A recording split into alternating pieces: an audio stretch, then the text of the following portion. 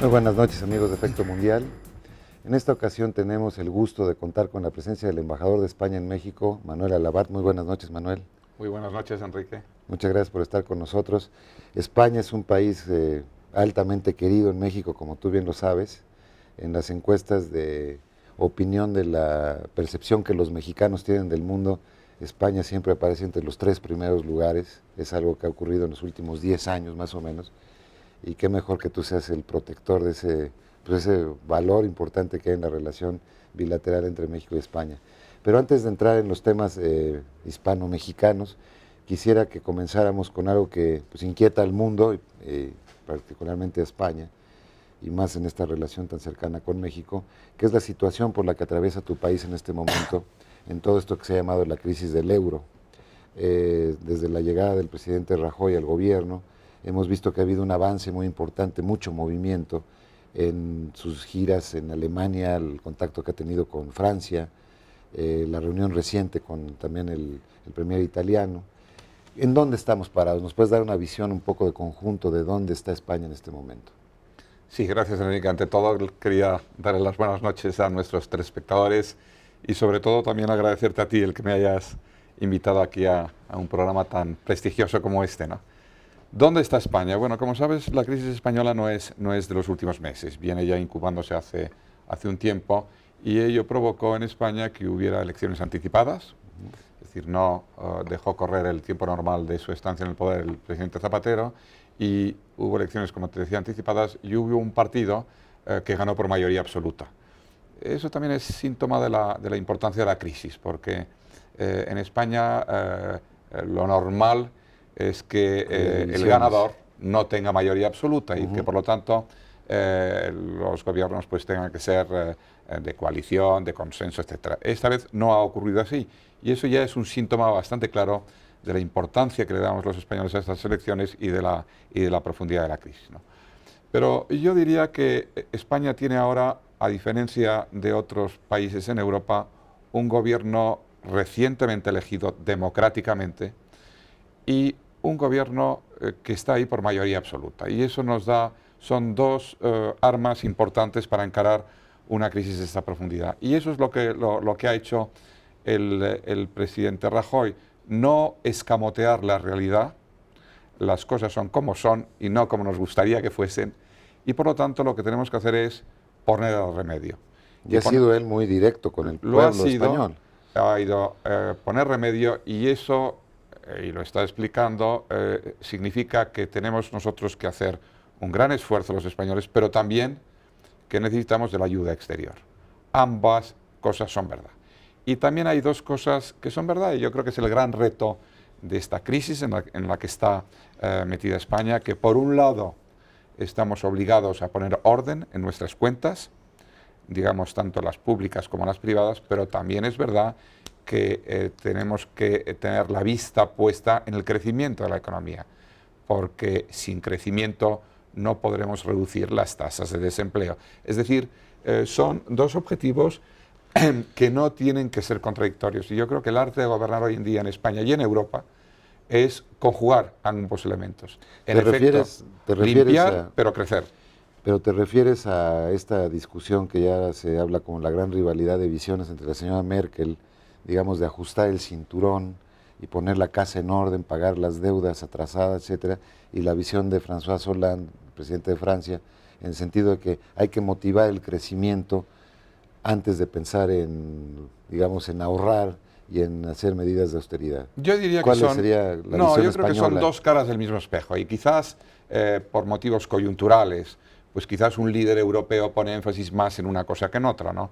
Yo creo que por un lado hay una intención clarísima entre todos los líderes europeos de que hay que sanear los países, pero también yo creo que hay una visión de que si a un enfermo le das una medicina demasiado fuerte, puedes acabar sanándolo matándolo. Sí. Lo que se trata es de darle la medicina suficiente para que se vaya curando y se pueda recuperar. Según la medicina, la recuperación será más o menos rápida, más o menos lenta. Pero yo creo que tanto la señora Merkel como el señor Hollande, como desde luego el presidente Rajoy, reconocen que no solo se puede atender a uno de los dos lados de la ecuación, es decir, la austeridad, para entendernos, que hay que tener la vista puesta también en el crecimiento, porque con eso conseguirán en nuestros países reducir el enorme desempleo que ahora hay en Europa, ¿no? El presidente de Estados Unidos, que recibió un país también con una alta carga de endeudamiento, de hecho ya llegó a equilibrarse el PIB de los Estados Unidos con la deuda de Estados Unidos, ha metido programas de reactivación, de incentivos que le llaman ahí en Estados Unidos. Esto en Europa yo no lo he detectado, o todavía no es el momento, ¿qué están esperando? No es porque no tenemos en Europa todavía, no somos un continente, la Unión Europea, que funciona como los Estados Unidos. Yo creo que hay que ser comprensivos de que Europa desde hace 30, 40 años está en medio de una revolución absolutamente extraordinaria, que es constituirnos en una Unión Europea que no es un Estado federal, como lo son los Estados Unidos. Hoy nos dicen a los europeos cómo no han conseguido ustedes ser ya un Estado federal. Bueno, eso es un reto extraordinario. Y no lo vamos a hacer a corto plazo porque la Unión Europea es una entidad política distinta.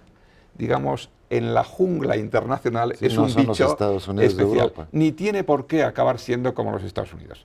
Sí es cierto que tenemos que, en este proceso de unión, llegar a unos acuerdos que nos lleven, por ejemplo, a una armonización fiscal, a una armonización bancaria, que todavía no ha llegado, pero que llegará. Y a lo mejor la crisis es un detonador. Y la crisis yo creo que va a tener un efecto catártico y va a acabar siendo muy positiva. Yo estoy convencido de que de esta crisis España y el resto de la Unión Europea va a salir enormemente reforzada. La crisis nos ha enseñado dónde están los puntos débiles o los más débiles de nuestra Unión. Evidentemente es una pequeña sorpresa y vamos a tener que arreglarlo. ¿Te refieres como debilidades a la arquitectura institucional de la Unión Europea o a países en particular como Grecia? No, yo no diría países en particular. Yo creo que todos los países estamos en una situación que tiene mucho que ver con nuestra estructura casi sociológica.